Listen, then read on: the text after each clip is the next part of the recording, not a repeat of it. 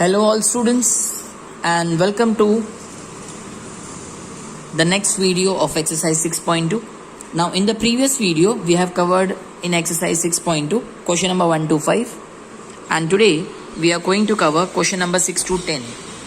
Right? So all SGTNs be ready for question number 6 to 10. In question number 6, A, B, C are the 3 points on OP, OQ and OR. I repeat, A is a point on OP, B is a point on OQ and C is a point on OR. Thereafter it is given that AB parallel to PQ, AC parallel to PR and we have to prove that BC is parallel to QR. Let's start. So the figure I have made already. So first of all, it is given to us that AB is parallel to PQ. So can you think of a triangle where AB is parallel to PQ? Can you think of the triangle? Absolutely correct. Triangle is OPQ. So in triangle OPQ, AB is parallel to PQ. अब क्या करना है students? अभी basic proportionality theorem लगाना है. AB के ऊपर के लेट्स टॉक अबाउट AB के ऊपर के parts, so OA and OB, और AB के नीचे के parts AP and BQ. So it will go like this: OA upon AP equal to OB upon BQ. Applying BPT, OA upon AP equal to OB upon BQ. यहाँ पे हमने basic proportionality theorem apply किया. Let us give this as equation number 1. अब दूसरी बात, question में ये भी दिया हुआ है, क्वेश्चन में ये भी मेंशन किया हुआ है दैट स्टूडेंट्स, यहाँ मैंने भूल से लिख दिया है BC पैरेलल टू QR. ये हमें प्रूव करना है, बाय मिस्टेक हमने यहाँ पे लिख दिया है. AC पैरेलल टू PR ये गिवन है. So look at AC and look at PR. AC parallel to PR. So AC parallel to PR, which triangle? So triangle का नाम OPR. In triangle OPR, AC parallel to PR. इसमें भी BPT apply करो, basic proportionality. So OC upon CR, I repeat, OC upon CR equal to OA upon AP. OC upon CR equal to OA upon AP. Bracket में BPT. Equation number 2. Is it clear? So from 1 and 2 आप check करो, OA upon AP, this is the common side in both the equations. This is the common ratio, I am sorry. So what is left with us? So from 1 and 2 we can say that OB upon BQ is equal to OC upon CR. Is it okay students? Now students I request you कि इस ratio को ध्यान से देखिए, खास करके इनके numerators को देखिए, OB और OC. Have a look at OB and have a look at OC. OB और OC दोनों BC के अपर पार्ट में हैं, अपर हाफ प्लेन में है, OB and OC. Then BQ and CR, BQ and CR ये दोनों BC के लोअर हाफ प्लेन में. ठीक है, तो ये OB and BQ, this two are the parts of OQ and OC and CR they are the parts of OR. So OQ and OR ये दोनों किस ट्राइंगल में आते हैं? OQR. So in triangle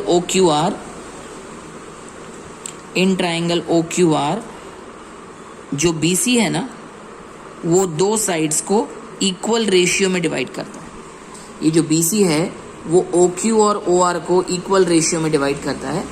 this is possible only when the lines are parallel and hence we prove that BC is parallel to QR.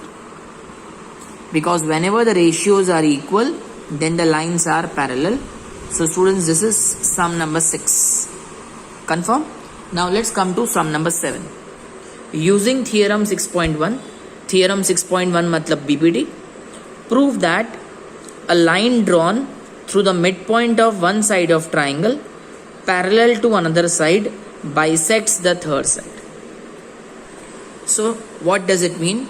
Prove that a line drawn through the midpoint of one side of the triangle. तो यहाँ हमने एक triangle बनाया है ABC. Let us assume that M is the midpoint of AB. M क्या है? AB का midpoint. So let us make a line passing through the midpoint of one side parallel to other side. मतलब मान लो ये line का नाम MN है and MN is parallel to BC. और हमें ये प्रूव करना है that MN bisects AC. It means MN divides AC into two equal parts. मतलब हमें प्रूव करना है AN और NC इक्वल है. Correct? So let's begin this sum.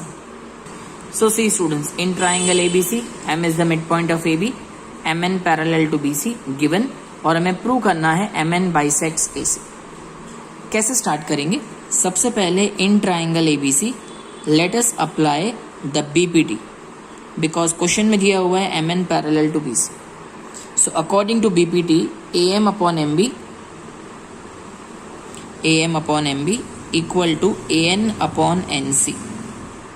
But students M mid point है, इसका मतलब AM और MB इक्वल है. Suppose AM is 3 centimetre, then MB is also 3 centimetre. So 3 upon 3 will be 1. So AM upon MB is always 1 because M is the mid point. So 1 equal to AN upon NC. Reason we have to specify since M is mid point of AB. Now let's cross multiply. NC ones are NC. So NC is equal to AN.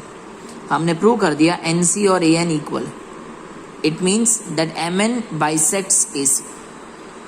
Therefore MN bisects AC मतलब MN AC के दो equal parts कर देगा. So it's a very short proof and I hope you find it very comfortable, very easy. Similarly, now let's come to sum number 8. Okay students, now sum number 8. In the question it is given that using theorem 6.2 याद है? Converse of BPT. So using theorem 6.2, prove that the line joining the midpoint of any two sides of triangle is parallel to the third side. The line joining the midpoint of any two sides of triangle is parallel to the third side. ये हमें prove करना है. तो students पहले मैंने एक line बना दी है MN and this line MN ये AB और AC के मिड पॉइंट को ज्वाइन कर रहा है. मतलब M is the mid point of AB, N is the mid point of AC, और हमें प्रूव करना है MN parallel to BC. I repeat, we have to prove that MN is parallel to BC. Students is very simple. Let's begin. सबसे पहले M and N ये mid points of AB and AC.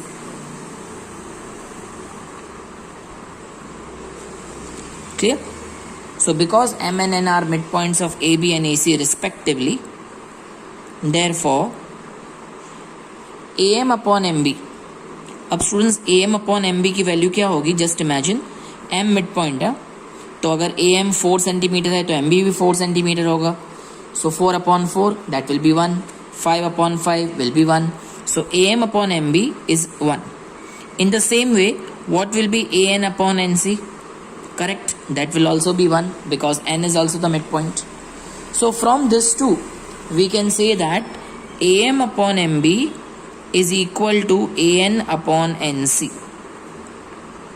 So AM upon MB और AN upon NC दोनों का answer 1 है. So both are equal. अब students इसका मतलब ये हुआ कि MN AB और AC को इक्वल रेशियो में डिवाइड कर रहा है. मतलब AM upon MB equal to AN upon NC. और आपको पता है रेशियोज इक्वल है, इसका मतलब lines are parallel. Reason converse of BPT. So because of converse of basic proportionality theorem, whenever the ratios are equal, that means the lines are parallel. So again a very short one, sum number 8. I hope everything is clear. Now coming to sum number